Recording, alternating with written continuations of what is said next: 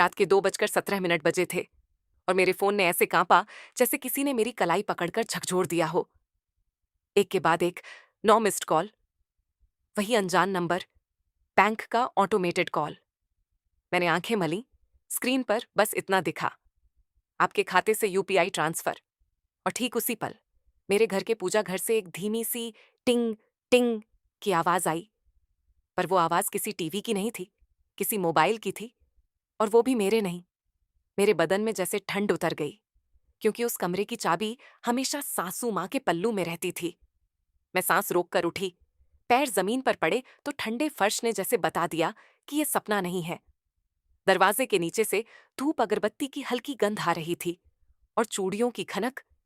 इतनी रात को कौन पूजा करता है? मैंने धीरे से कान लगाया। भीतर फुसफुसाहट थी और एक नाम साफ सुनाई दिया, मैडम, कल ही कागज निकल जाएंगे, बस साइन। मेरे हाथ अपने आप कांप गए। आप सोचिए, अगर आपके घर में आधी रात को पूजा घर से पैसे की बातें सुनाई दें तो आप क्या करेंगे? सुनिए, और हाँ, अभी सब्सक्राइब कर लीजिए, क्योंकि ये कहानी सिर्फ धोखे की नहीं है। ये कहानी आपकी आंखें खोल देगी कि घर के अंदर छुपा पैसा कैसे किसी और की जिंदगी बना रहा होता है। मैं उस वक्त बेचारी नहीं बनना चाहती थी, पर मेरी हालत वही थी। मैं लखनऊ के एक छोटे से मोहल्ले में रहती थी। किराए के 2 कमरे, एक रसोई और एक पूजा घर, जिसे मेरी सास शारदा देवी घर की इज्जत कहती थीं। मेरा नाम नंदिनी है। मैं एक प्राइवेट स्कूल में रिसेप्शनिस्ट हूँ। सैलरी 12-13 हज़ार। कभी कभी बच्चों की फीस भरने के लिए मैं अपना टिफिन भी आधा कर देती थी। ठंडी रोटी, थोड़ा नमक और पानी। मेरी बेटी परी दूसरी क्लास में थी। उसकी यूनिफॉर्म की सिलाई, किताबें, बस का किराया और घर का किराया सब एक ही सांस में खत्म हो जाते थे। मेरे पति राघव हमेशा कहते, पैसे नहीं है नंदिनी, मैं भी क्या करूं, नौकरी छोटी है। पर अजीब बात यह थी, पैसे नहीं है कहते कहते भी उनके जूते नए होते रहते, घड़ी बदलती रहती और सासू माँ के कंगन हर त्योहार पर चमकते रहते। जब मैं पूछती तो जवाब वही, गिफ्ट आया है, किसी रिश्तेदार ने दिया, तू समझती क्यों नहीं? और जब मैंने एक बार कहा कि मुझे बैंक स्टेटमेंट दिखा दो, तो राघव हंसकर बोले, तुझे हिसाब किताब की क्या जरूरत, घर संभाल बस। उस रात बैंक की कॉल ने मेरे अंदर कुछ तोड़ दिया, क्योंकि बैंक कॉल कभी ऐसे नहीं आती जब तक कुछ गड़बड़ ना हो। मैंने फोन उठाया, ऑटो रिकॉर्डिंग बोल रही थी, आपके खाते में पर्याप्त बैलेंस नहीं। और फिर एक लाइन, कृपया तुरंत। मेरे गले में जैसे सूखी रेत भर गई। मेरे खाते में? मेरा तो खाता वही जिसमें मेरी सैलरी आती थी और महीने के 10वें दिन तक खाली हो जाता था। फिर यूपीआई ट्रांसफर किसने किया, किसके नाम, किसके लिए? मैंने जल्दी से अपने फोन पर बैंक ऐप खोलने की कोशिश की, पर नेटवर्क स्लो। बाहर हवा में ठंड थी, पर अंदर मेरे माथे पर पसीना। तभी पूजा घर के भीतर फिर वही टिंग, और फिर एक व्हाट्सएप कॉल की हल्की सी रिंग, जैसे कोई वीडियो कॉल आया हो और किसी ने तुरंत काट दिया हो। मैंने अपने दुपट्टे का पल्लू कसकर पकड़ा। उस कमरे के सामने पहुंची तो देखा, दरवाजे की चौखट के पास हल्की रोशनी की रेखा, मतलब अंदर लाइट ऑन थी, पर दरवाजा बंद। मैंने धीरे से दरवाजे पर हाथ रखा। लकड़ी में हल्की सी गर्माहट थी, जैसे अभी अभी किसी ने भीतर से दबाया हो। और तभी मुझे याद आया, दिन में चौकीदार बब्बलू चाचा मुझसे कुछ कहने आए थे। बहू जी, एक बात बोलूं, आपके नाम पे नहीं, पर साहब के नाम पे रात में 2 बार कुरियर आया था। मैंने तब ध्यान नहीं दिया था, क्योंकि परी की ट्यूशन फीस देनी थी और राघव का मूड खराब था। अब वही शब्द मेरे कान में हथौड़े की तरह बज रहे थे, कुरियर, रात में, पूजा घर और बैंक की कॉल। मैंने धीरे से आवाज लगाई, मां जी। कोई जवाब नहीं। फिर मैंने कहा, राघव। भीतर फुसफुसाहट 1 सेकंड को रुकी, फिर किसी ने धीमी आवाज में कहा, कौन है? वो सासू मां की आवाज थी, पर कांपती नहीं, चुभती हुई। मैंने कहा, दरवाजा खोलिए। भीतर फिर से खुसर पुसर, जैसे कोई चीज जल्दी जल्दी छुपाई जा रही हो। कागजों की सरसराहट, सिक्कों की खनक नहीं, नोटों की खुरदरी आवाज, जैसे कोई गड्डी समेट रहा हो। मेरा दिल जोर से धड़क रहा था। मैं एक पल के लिए पीछे हटी। मेरे मन में आया, नंदिनी, मत कर, फिर झगड़ा होगा, फिर वो कहेंगे तू शक करती है, फिर घर का माहौल। लेकिन उसी पल मुझे परी का चेहरा याद आया। वो जब स्कूल से आती है तो मेरी प्लेट देखती है, मम्मी आपने खाना खाया? और मैं झूठ बोलती हूँ, हाँ बेटा। मेरे अंदर से कोई बोला, आज झूठ खत्म। मैंने दुपट्टे के कोने से दरवाजे की कुंडी टटोली, बंद, चाबी मेरे पास नहीं। और तभी, जैसे भगवान भी मुझे एक संकेत दे रहे हों, पूजा घर के बाहर रखे तुलसी के गमले के नीचे से किसी धातु की हल्की सी ठकठक हुई। मैंने नीचे देखा, गमले का स्टैंड थोड़ा हिला हुआ था। मेरे हाथ अपने आप आगे बढ़े। स्टैंड के नीचे लकड़ी की पट्टी थोड़ी ढीली, जैसे नकली तली। मैंने उंगलियों से दबाया और एक छोटी सी धातु की चीज फिसलकर बाहर आ गई। एक चाबी और उसके साथ एक छोटा सा प्लास्टिक टैग, जिस पर हाथ से लिखा था, लॉकर। मेरे मुंह से आवाज नहीं निकली। मेरी सास ने पूजा घर की चाबी पल्लू में रखी थी और लॉकर की चाबी तुलसी के नीचे छुपा रखी थी। ये कौन करता है? किससे? घर वालों से? अपनी बहू से? हाशा, मैंने चाबी उठाई।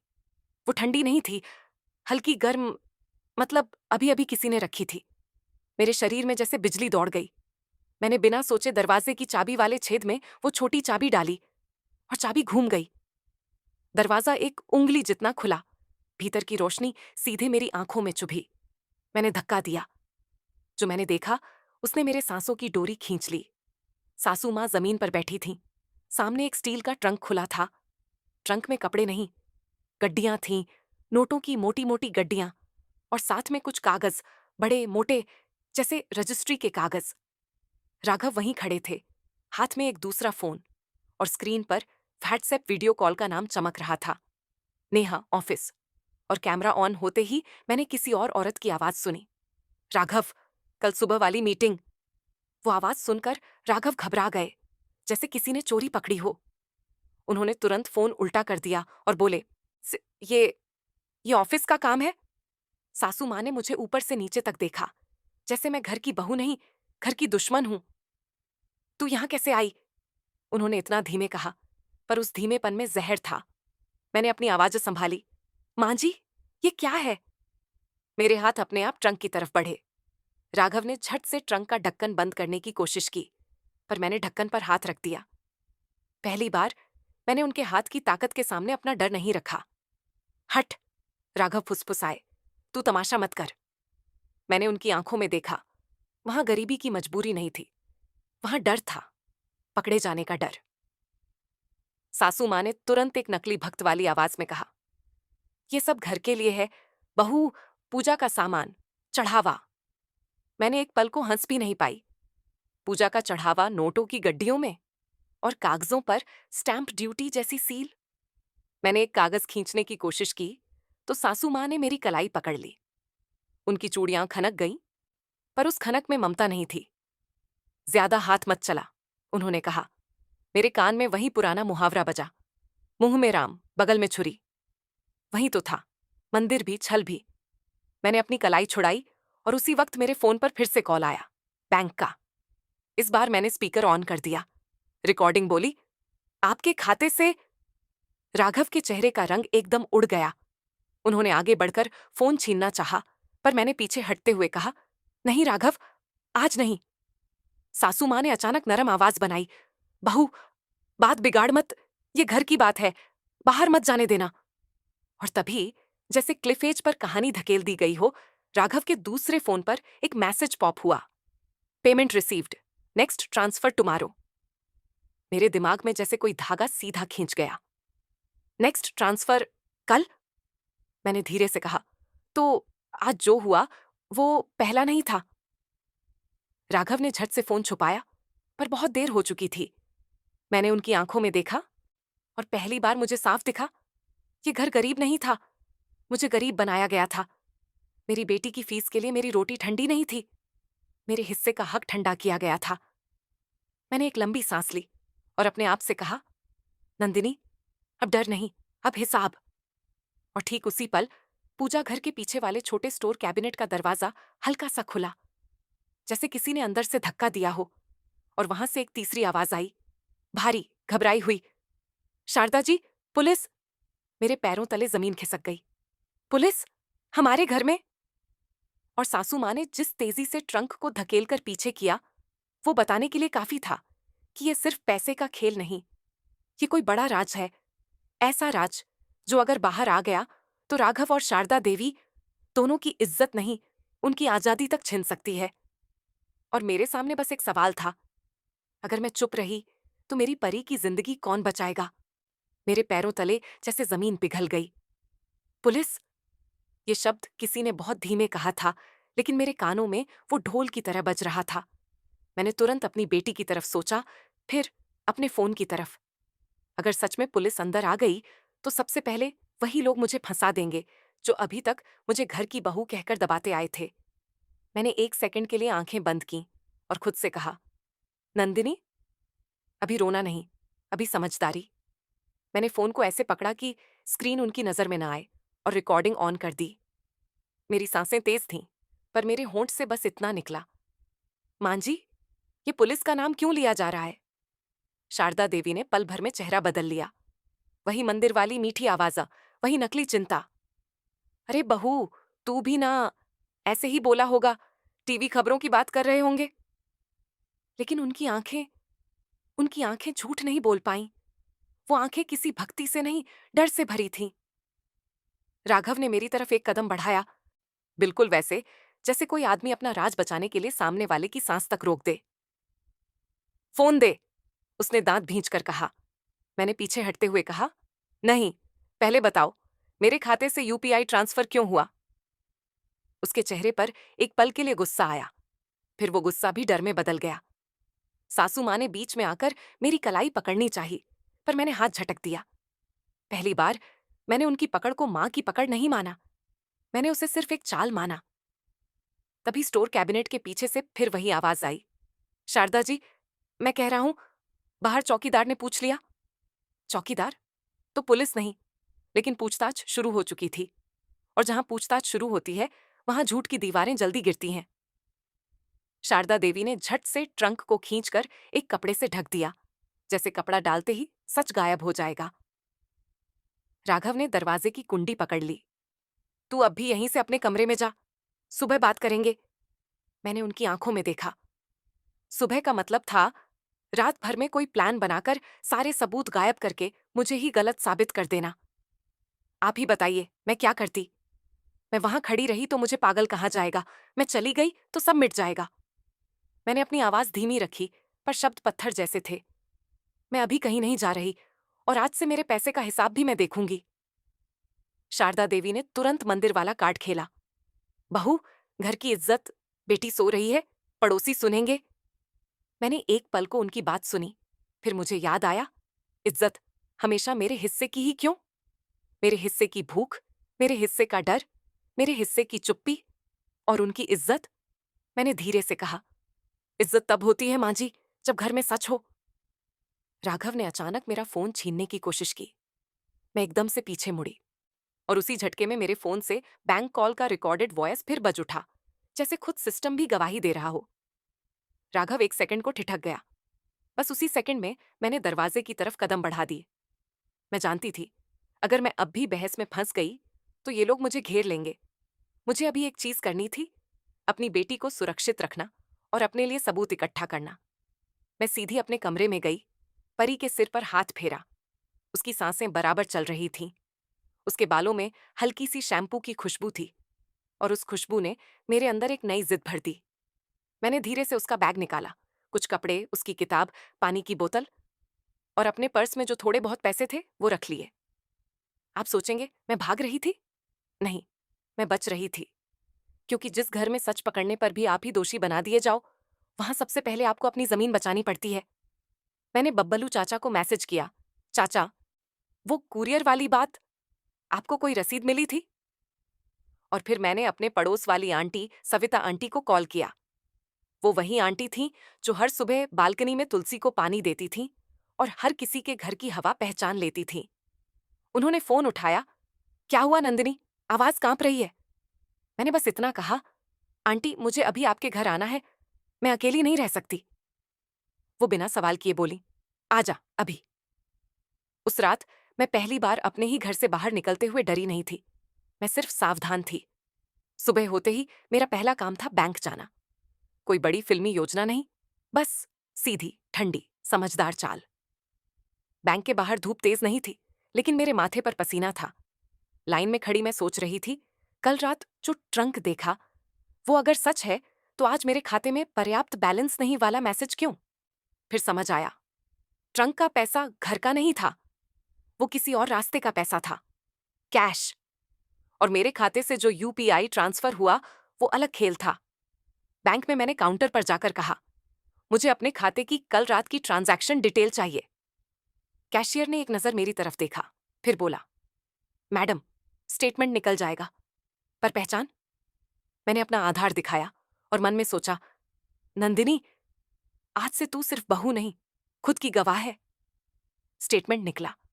मेरी आंखें उस लाइन पर अटक गईं। रात 2:12, 2:13, 2:14, 3 यूपीआई ट्रांसफर। नाम नेहा वी, यूपीआई आईडी कुछ ऐसा जो साफ साफ किसी व्यक्ति का था। और रकम छोटी नहीं थी, मेरी पूरी महीने की सैलरी के बराबर, और उससे भी ज्यादा। मेरे हाथ ठंडे पड़ गए। ये पैसे मेरे खाते में आए कब? मैंने पिछली एंट्री देखी। 3 दिन पहले एक कैश डिपॉजिट मेरे नाम से, लेकिन मैंने तो जमा किया ही नहीं।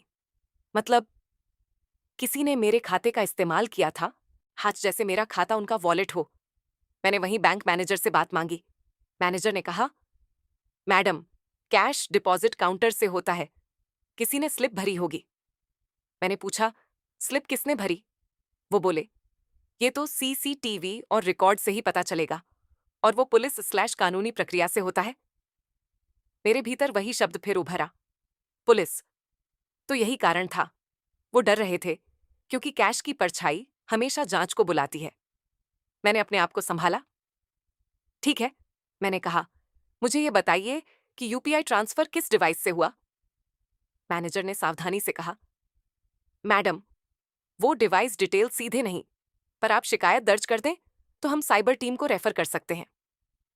मैं समझ गई, अकेले बैंक से सब नहीं होगा। मुझे एक प्रोफेशनल चाहिए था, और उस प्रोफेशनल को मैं ऐसे ही नहीं चुन सकती थी, क्योंकि मेरे घर वाले मेरे खिलाफ सबसे पहले वही इस्तेमाल करेंगे। ये तो पागल है, इसे कौन सी समझ। मैंने उसी दिन सविता आंटी के पति मिश्रा अंकल से बात की। वो रिटायर्ड पोस्ट ऑफिस वाले थे, कागजी दुनिया को पहचानते थे। उन्होंने मेरी बात सुनी और एकदम सीधा सवाल किया, तुम्हारे पास सबूत है कि घर में कैश था? मैंने कहा, मैंने देखा, पर फोटो नहीं ले पाई। वो बोले, देखना गवाही है, पर कोर्ट में तस्वीर ज्यादा बोलती है। फिर भी हम पैटर्न पकड़ेंगे। पैटर्न, यही शब्द मेरे दिमाग में अटक गया, क्योंकि झूठ एक बार बोलकर बच सकता है, पर पैटर्न बार बार पकड़ा जाता है। उसी शाम मिश्रा अंकल मुझे एक चार्टर्ड अकाउंटेंट के पास ले गए। नाम था इमरान खान, उम्र 50 के आसपास, आंखों पर पतला चश्मा, बोलने का तरीका ऐसा जैसे वो भावनाओं को नहीं, नंबरों को समझते हों। लेकिन उनके नंबरों में इंसाफ था। उन्होंने मेरी बैंक स्टेटमेंट देखी और बोले, मैडम, ये सिर्फ चोरी नहीं है, ये लेयरिंग लग रही है। मैंने पूछा, लेयरिंग? वो मुस्कुरा दिए, जैसे प्याज के छिलके, ऊपर से सामान्य दिखता है, अंदर नकली। आपके खाते में पहले कैश डाला गया, फिर यूपीआई से निकाला गया। इसका मतलब आपका खाता एक पास थ्रू बन गया। अब सवाल यह है कि कैश किसका था और नेहा वी कौन है? मेरे गले में गांठ बन गई। नेहा नाम मैंने कल रात भी सुना था, वो ऑफिस वाली आवाज। इमरान जी ने धीरे से कहा, अब हम 3 चीज करेंगे। 1, आपके खाते का पूरा 6 महीने का स्टेटमेंट। 2, आपके मोबाइल बैंकिंग की डिवाइस और यूपीआई रजिस्ट्रेशन डिटेल। 3, आपके पति की डिक्लेयर्ड इनकम और लाइफस्टाइल का मैथ। मैंने हंसने की कोशिश की, पर मेरी हंसी टूट गई। मेरे पति कहते हैं उनकी सैलरी 15,000 है। इमरान जी ने मेरी तरफ देखा, मैडम, 15,000 में घड़ी बदलना, त्योहार पर सोना और रात 2 बजे ट्रांसफर, ये मैथ नहीं बैठता। उन्होंने एक कागज पर 2 कॉलम बनाए। एक तरफ लिखा, घोषित आमदनी, दूसरी तरफ जीवन शैली।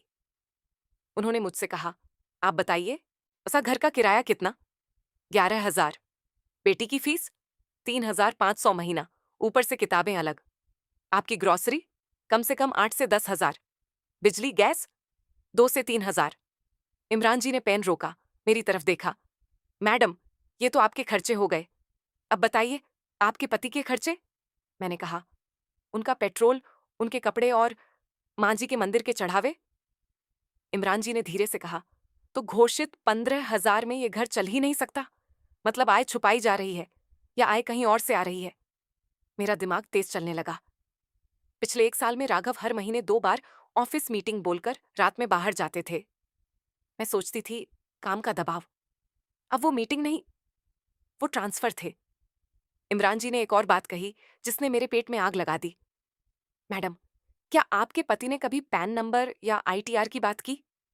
मैंने कहा, वो कहते हैं हमारी इतनी आय ही नहीं कि टैक्स लगे।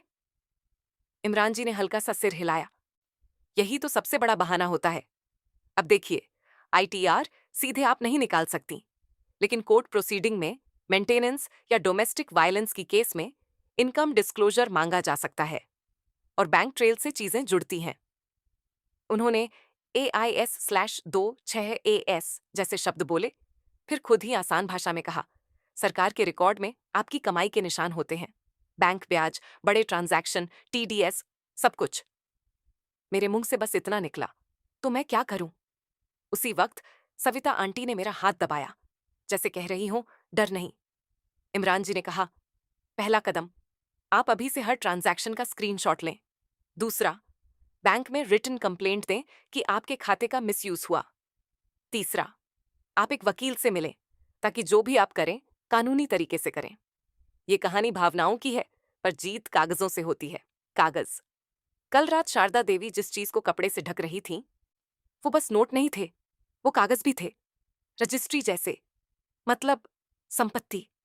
मेरे अंदर एक सुई चुभी।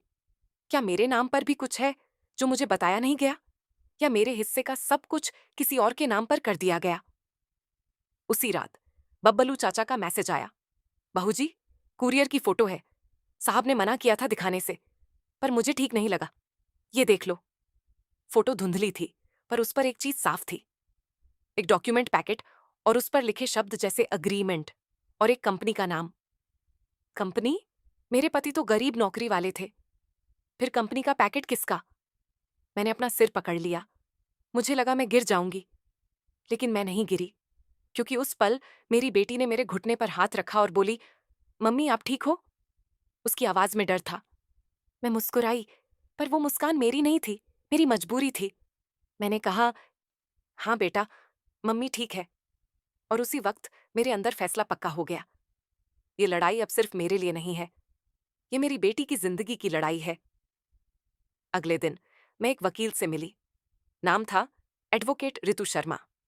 छोटी सी चैम्बर, दीवार पर संविधान की तस्वीर और टेबल पर फाइलों का ढेर।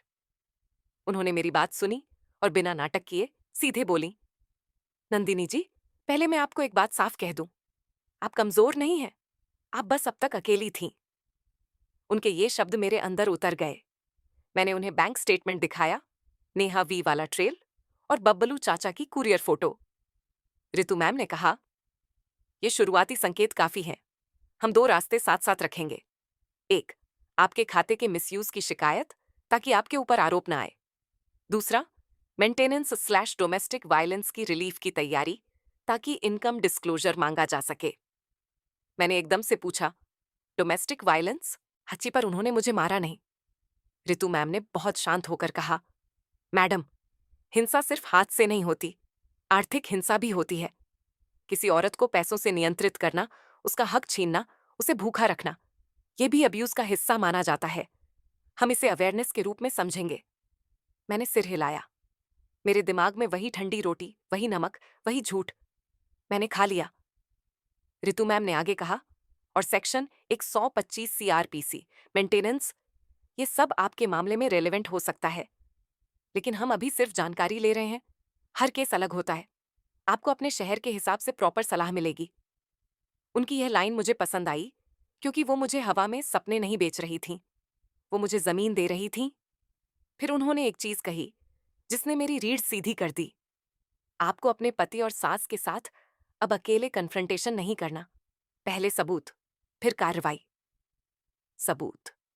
मैंने अपने मन में तय किया, साए, मैं अब गुस्से में नहीं चलूंगी, मैं सिस्टम की तरह चलूंगी। उस शाम मैं अपने घर नहीं गई, मैं सविता आंटी के घर में रही। राघव ने कॉल किया 10 बार, फिर मैसेज, घर आजा बात करनी है। फिर धमकी, तू बाहर वालों को बता रही है क्या? फिर मीठा बनकर, परी को याद आ रही होगी। आप ही बताइए, ये कौन सा प्यार है जो पहले छीनता है फिर उसी चीज का नाम लेकर वापस खींचता है? मैंने कोई जवाब नहीं दिया। मैंने सिर्फ हर कॉल का स्क्रीन रिकॉर्ड रखा, क्योंकि कभी कभी आदमी अपनी असली शक्ल खुद ही दिखा देता है। अगले दिन रितु मैम ने कहा, अब हम एक छोटी सी जांच करेंगे, बिना कानून तोड़े, प्रॉपर्टी का पता लगाना। मैंने पूछा, कैसे? उन्होंने कहा, कुछ राज्यों में लैंड रिकॉर्ड्स ऑनलाइन मिल जाते हैं। हम बस नेम सर्च और एड्रेस क्लूज से डायरेक्शन लेंगे, और अगर कोर्ट में जाएंगे आइस तो हम ऑफिशियली डिस्क्लोजर मांगेंगे। उसी वक्त मुझे कल रात का रजिस्ट्री वाला कागज याद आया। मैंने अपनी आंखें बंद की।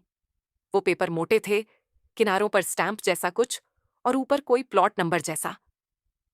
मुझे नंबर याद नहीं, पर मुझे एक चीज याद थी। शारदा देवी ने उसे छुपाते वक्त कहा था, ये वाली फाइल अलग अलग, मतलब कई फाइलें थीं, एक नहीं। और उसी पल मेरे दिमाग में एक और सवाल फटा, नेहा, ये सिर्फ ऑफिस वाली नहीं, ये शायद उसी अलग फाइल की वजह है। मैंने रितु मैम से पूछा, अगर मेरे पति की कोई दूसरी जिंदगी हो? रितु मैम ने एक पल रुककर कहा, मैडम, शक पर नहीं, सबूत पर चलिए। लेकिन हाँ, ऐसे मामलों में ऑफ्टन हिडन ऑब्लिगेशंस होते हैं, दूसरी रिलेशनशिप, दूसरी फैमिली या किसी के नाम पर इन्वेस्टमेंट। इसलिए हम ट्रेल को फॉलो करेंगे। उसी रात इमरान जी ने मेरे स्टेटमेंट में एक और पैटर्न निकाला। मैडम, हाँ देखिए, हर महीने की 3 तारीख को कैश डिपॉजिट, फिर 4 तारीख को यूपीआई ट्रांसफर, और हर बार रेसिपिएंट में वही नेहा या एक दो अलग नाम।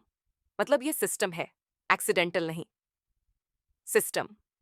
और सिस्टम का मतलब था, ये सब बहुत समय से चल रहा है, मैं बस अंधेरे में रखी गई थी। मैंने अपने आप से कहा, नंदिनी, अब तुम भी सिस्टम बनो। मैंने अगले दिन बैंक में रिटन कंप्लेंट दी। भाषा बहुत सीधी रखी। मेरे खाते में अनधिकृत लेन देन हुआ है, मेरे द्वारा ये ट्रांजैक्शन इनिशिएट नहीं किए गए, कृपया जांच करें। ये लिखते हुए मेरे हाथ कांप रहे थे, पर मेरे भीतर एक अजीब सी राहत थी, जैसे पहली बार मैंने अपनी कहानी का पहला पन्ना खुद लिखा हो। उसी दिन राघव ने मुझे मिलने बुलाया। बस 5 मिनट, उसने कहा, बहुत बड़ी गलतफहमी हो गई। गलतफहमी? गलतफहमी तब होती है जब सच साफ हो और समझ गलत हो। यहां तो सच ही छुपाया गया था। फिर भी, रितु मैम ने कहा, आप मिल सकती हैं, खो आ पर अकेली नहीं। और रिकॉर्डिंग ऑन। सविता आंटी मेरे साथ गईं। हम घर के नीचे वाले पार्क में मिले। शाम थी, हवा में चाय की खुशबू और पास वाले ठेले से गरम समोसे की महक। मुझे याद आया, मैं कितने समय से गरम खाना नहीं खा पाई। राघव आया, वही नाटक वाला चेहरा। नंदिनी, तू समझ नहीं रही, ये सब माँ के कहने पर। मैंने तुरंत पूछा, मेरे खाते में कैश किसने डाला? उसने आंखें घुमाई। वो, मैंने, मतलब, घर के लिए। मैंने कहा, घर के लिए तो किराया मैं भरती थी, घर के लिए तो मैं नमक रोटी खाती थी, तो ये कैश घर के लिए क्यों नहीं आया? वो चुप हो गया। मैंने दूसरा सवाल दागा, नेहा कौन है? जैसे ही मैंने ये नाम लिया, उसके चेहरे का रंग बदल गया। बस 1 सेकंड के लिए। वही सेकंड मेरे लिए पर्याप्त था। सविता आंटी ने धीरे से कहा, सच बोल दे बेटा, वरना ये बात मोहल्ले तक जाएगी। राघव ने तुरंत कहा, नेहा ऑफिस में है, क्लाइंट है। मैंने कहा, क्लाइंट को रात 2 बजे पैसे भेजते हैं? वो झुंझला गया, तू मेरे पीछे क्यों पड़ी है? और यही वो लाइन थी जिसने मुझे अंदर से मजबूत कर दिया। जब आदमी के पास जवाब नहीं होता, वो सवाल पूछने वाले को ही गलत बनाता है। मैंने बहुत शांत स्वर में कहा, मैं पीछे नहीं पड़ी राघव, मैं अपने हक के सामने खड़ी हूं। उसने बात बदलने की कोशिश की, देख, मैं तुझे पैसे दे दूंगा, तू बस कंप्लेंट वापस ले ले। उस वक्त मेरे मन में एक ही बात आई, अगर मैं कंप्लेंट वापस ले लूं तो ये लोग फिर वही करेंगे, बस ज्यादा चालाकी से। मैंने पूछा, कितने पैसे? वो बोला, जितना चाहिए। मैंने हंस दिया, पहली बार, बिना डर के। जितना चाहिए? मैंने कहा, मुझे उतना नहीं चाहिए जितना तुम दे दो, मुझे उतना चाहिए जितना मेरा हक है और जितना तुमने छुपाया। राघव का चेहरा कठोर हो गया। फिर तू देख लेना, उसने कहा। धमकी। और धमकी के पीछे हमेशा सच होता है कि सामने वाला डर रहा है। मैंने उसे वहीं छोड़ दिया और जाते जाते मैंने बस इतना कहा, अगर आप मेरी जगह होते तो क्या करते? ये सवाल मैं आपसे भी पूछती हूँ। अगर आपके खाते से रात 2 बजे पैसे निकले, पूजा घर में ट्रंक में कैश मिले और आपके अपने घर वाले ही आपको चुप कराने लगे, तो आप क्या करते? कमेंट में जरूर बताइए, क्योंकि आपकी एक लाइन किसी और नंदिनी को हिम्मत दे सकती है। उस रात मैं अपने कमरे में नहीं गई। मैं सविता आंटी के घर लौटी। मैंने परी को सीने से लगाया। उसकी सांसों की गर्माहट मेरे दिल की ठंडक तोड़ रही थी। और उसी वक्त मेरे फोन पर एक नया नोटिफिकेशन आया। एक अननोन नंबर से मैसेज। बस 3 शब्द, नेहा नोज एवरीथिंग। मेरा शरीर सुन्न हो गया। मतलब नेहा सिर्फ नाम नहीं थी, वो इस खेल की अंदर की खिलाड़ी थी। और अब उसे पता चल गया था कि मैं जाग गई हूं। मैंने स्क्रीन की रोशनी में अपनी उंगलियां देखीं, जो हल्की सी कांप रही थीं। फिर मैंने खुद से कहा, नंदिनी, अब पीछे हटने का रास्ता नहीं। अब प्याज का हर छिलका उतरना है, क्योंकि सच अगर आधा निकला तो वो झूठ बन जाता है। और मुझे अब पूरा सच चाहिए, चाहे वो राघव के पैसे का हो, शारदा देवी की भक्ति का हो, या नेहा की असली पहचान का। अगले दिन रितु मैम ने मेरी फाइल बंद करते हुए कहा, अब अगला कदम, हम उन्हें कानूनी तरीके से इनकम डिस्क्लोजर की तरफ धकेलेंगे। और जब इनकम सामने आएगी, तब दूध का दूध, पानी का पानी होगा। मैंने सिर हिलाया। मेरे कानों में वही मुहावरा गूंजा और मेरे अंदर पहली बार उम्मीद ने जगह बनाई, क्योंकि अब मैं अकेली नहीं थी। मेरे पास सबूतों की शुरुआत थी, मेरे पास प्रोफेशनल थे, और सबसे बड़ी बात, मेरे पास वो जिद थी जो ठंडी रोटी खाने के बाद भी जिंदा रहती है। रितु मैम ने मेरी फाइल के ऊपर एक छोटा सा स्टिकर लगाया, इंटीरिम रिलीफ, और फिर बहुत शांत आवाज में बोली, नंदिनी जी, अब डर को पीछे रखिए, अब हम कागजों से बात करेंगे। मैंने बस सिर हिलाया, क्योंकि मेरे अंदर डर था भी और गुस्सा भी, लेकिन उससे बड़ा था अपनी बेटी के लिए जीने का जिद। अगले ही दिन रितु मैम ने राघव को एक लीगल नोटिस भिजवाया। नोटिस पढ़ते ही उसके कॉल आने लगे, पहले मीठे, फिर तीखे, फिर धमकी वाले।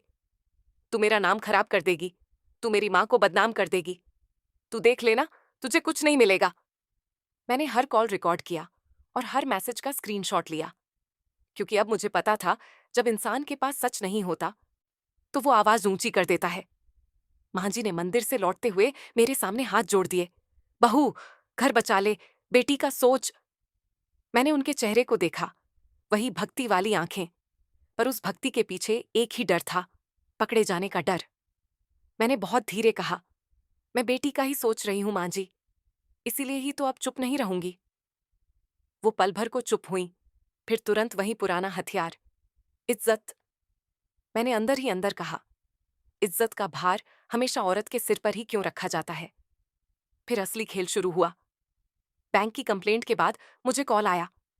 मैनेजर ने कहा, मैडम, आपकी स्टेटमेंट वाली तारीख के कैश डिपॉजिट का सीसीटीवी रिकॉर्ड हमारी टीम ने प्रिजर्व कर लिया है। मेरा दिल धड़कने लगा। किसने जमा किया? मैंने पूछा। उन्होंने सीधे नाम तो नहीं लिया, पर बोले, मैडम, जो व्यक्ति आया था वो आपके घर का ही लग रहा है। अगर आप लिखित में रिक्वेस्ट दें तो आगे की प्रक्रिया में ये फुटेज ऑफिशियल रूट से निकल सकती है। मेरी उंगलियां ठंडी पड़ गईं।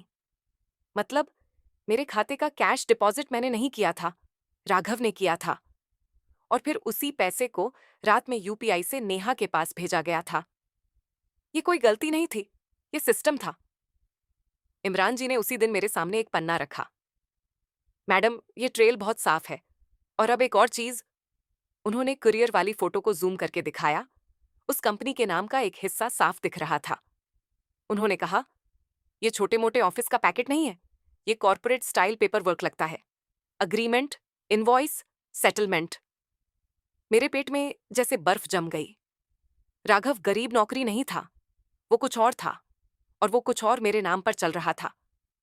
रितु मैम ने मुझे समझाया, अब हम 2 चीज साथ रखेंगे। एक, फाइनेंशियल मिसयूज की कंप्लेंट, ताकि आप पर उल्टा आरोप ना आए। दूसरा, मेंटेनेंस और प्रोटेक्शन की रिलीफ, क्योंकि आर्थिक नियंत्रण भी अब्यूज का हिस्सा माना जा सकता है। उन्होंने बहुत साफ कहा, मैं जनरल इन्फॉर्मेशन बता रही हूं, हर केस अलग होता है, पर हम डॉक्यूमेंटेशन के साथ चलेंगे। ये बात मुझे भरोसा देती थी, क्योंकि वो हवा में वादा नहीं कर रही थी, जमीन पर रास्ता बता रही थी। पहली तारीख पड़ी, फैमिली कोर्ट में। कोर्ट का गलियारा, बाहर चाय की गंध, अंदर फाइलों की बू, और बीच में लोगों की टूटती सी आवाजें। राघव आया, सफेद शर्ट, साधारण चेहरा, जैसे दुनिया का सबसे बेचारा आदमी हो। मां जी उसके पीछे, माथे पर बड़ा सा तिलक, हाथ में माला, बिल्कुल मुंह में राम वाला दृश्य। और उसी दृश्य के पीछे मेरे मन में वही लाइन चमकी, बगल में छुरी। जज साहब के सामने राघव ने कहा, मेरी इनकम कम है, मैं कैसे दूं? रितु मैम ने बहुत शांति से कहा, माय लॉर्ड, हमारे पास बैंक स्टेटमेंट ट्रेल है, अनऑथोराइज्ड डिपॉजिट्स हैं, और रात 2 बजे यूपीआई ट्रांसफर्स हैं। फिर उन्होंने मेरे कॉल रिकॉर्डिंग और मैसेजेस की प्रिंटेड कॉपीज रख दी, जिसमें धमकी भी थी और गलतफहमी वाला नाटक भी। जज साहब ने राघव की तरफ देखा, आप इनकम डिस्क्लोजर देंगे और अकाउंट ट्रेल का जवाब भी। उस एक लाइन में मुझे पहली बार लगा जैसे मेरी आवाज किसी ने सुनी है। अगली सुनवाई में राघव की कहानी बदल गई। अब वो बोला, ये सब मां के कहने पर हुआ, घर के खर्च के लिए। रितु मैम ने पूछा, घर के खर्च के लिए आपकी पत्नी ठंडी रोटी खाए और आप रात 2 बजे नेहा को ट्रांसफर करें? कोर्टरूम में 1 सेकंड की खामोशी हुई, और उसी खामोशी में राघव की झूठी कहानी की सांस टूट गई। फिर नेहा का सच खुला, धीरे धीरे, प्याज के छिलके की तरह। इमरान जी ने ट्रेल में देखा कि पेमेंट्स के बाद कुछ रकम एक दूसरे अकाउंट में जाती थी, और वही अकाउंट एक प्रॉपर्टी पेमेंट के टाइम फ्रेम से मैच कर रहा था। रितु मैम ने कोर्ट में कहा, माय लॉर्ड, लाइफस्टाइल और डिक्लेयर्ड इनकम में सिवियर मिसमैच है। हम फोरेंसिक रिव्यू की परमिशन चाहते हैं। जज साहब ने सीधे कहा, यदि जरूरी होगा आप एविडेंस के साथ प्रोसीड करें। उसके बाद राघव और मांझी ने मीडिएशन की कोशिश की। बाहर कॉरिडोर में राघव मेरे पास आया, आवाज धीमी, चल बैठकर सेटल कर लेते हैं। तू कंप्लेंट वापस ले ले, मैं तुझे पैसे दे दूंगा। मैंने उसकी आंखों में देखा, वही आंखें जो सालों से मुझे कम समझती थीं। मैंने कहा, मुझे देना नहीं है राघव, मुझे मेरा हक चाहिए और मेरी बेटी का भविष्य चाहिए। मांझी ने तुरंत पल्लू संभाला। बहू, घर टूट जाएगा। मैंने कहा, घर तो तब टूट गया था मांझी, जब आपने मेरे हिस्से का सच छुपाया था। और फिर वो पल आया जब दूध का दूध, पानी का पानी हुआ। बैंक की ऑफिशियल प्रोसेस में कंप्लेंट के साथ जो वेरिफिकेशन हुआ, उसमें यह सामने आया कि यूपीआई एक्सेस जिस डिवाइस से हुआ, वो मेरे फोन से मैच नहीं कर रहा था, और कैश डिपॉजिट वाली सीसीटीवी ट्रायल का व्यक्ति राघव जैसा ही बिल्ड, वही चाल, वही तरीके से स्लिप भरना। राघव के चेहरे पर पसीना उतर आया। उसने फिर भी कोशिश की, ये कोई और होगा। जज साहब ने बस इतना कहा, आपके पास एक्सप्लेन करने के मौके होंगे, पर अभी इंटीरिम मेंटेनेंस तय होगी, क्योंकि बच्ची की जिम्मेदारी तो टाली नहीं जा सकती। उस दिन कोर्ट ने इंटीरिम रिलीफ दी, अरियर्स का भी डायरेक्शन आया, और चाइल्ड एक्सपेंसेस अलग। रितु मैम ने मुझे बाहर आकर बस इतना कहा, ये शुरुआत है, एंड नहीं। मैं वहीं कॉरिडोर में बैठ गई, और पहली बार मेरी सांस धीमी हुई। मैं रोई नहीं, मेरे आंसू अंदर ही अंदर बह रहे थे, क्योंकि मुझे लगा मैं जीत रही हूं। कुछ हफ्तों बाद राघव की तरफ से सेटलमेंट का प्रस्ताव आया। इस बार धमकी नहीं थी, इस बार घबराहट थी। टर्म्स साफ थे, arrears plus monthly maintenance plus बेटी की स्कूल फीस, डायरेक्ट पे प्लस मेरे स्त्रीधन की लिस्ट के मुताबिक वापस। और सबसे जरूरी, मेरे नाम से जो अकाउंट मिसयूज हुआ था, उस पर वो लिखित में मानने को तैयार हुआ कि ट्रांजैक्शंस उसने मैनेज किए थे, ताकि मेरी कंप्लेंट का बर्डन मेरे सिर पर ना रहे। रितु मैम ने मुझसे पूछा, आपको कैसा लग रहा है? मैंने कहा, मुझे इंसाफ चाहिए और अपने पैरों पर खड़े होने की जगह।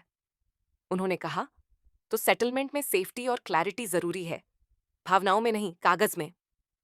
मैंने साइन करने से पहले एक लाइन जरूर रखवाई, child's education and medical needs are priority and any default will revive legal proceedings.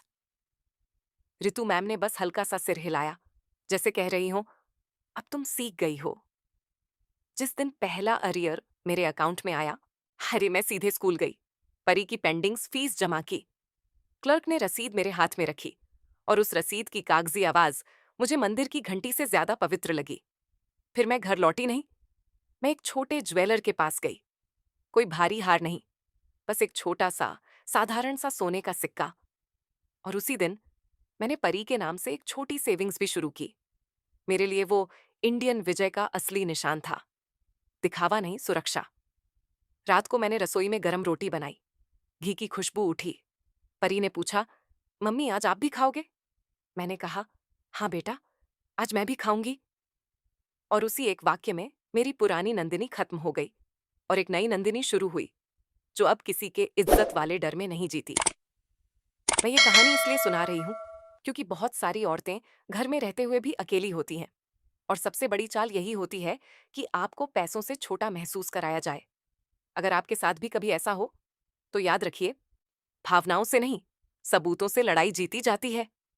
Bank statement, message, calls और सही गाइडेंस, ये आपकी ढाल बन सकती है। अगर आपको सच की ये जीत पसंद आई, तो लाइक जरूर कीजिए। और ऐसी ही आंखें खोल देने वाली देसी कहानियों के लिए अभी सब्सक्राइब कर लीजिए, क्योंकि अगली कहानी शायद किसी और नंदिनी की नहीं, आपकी भी हो सकती है।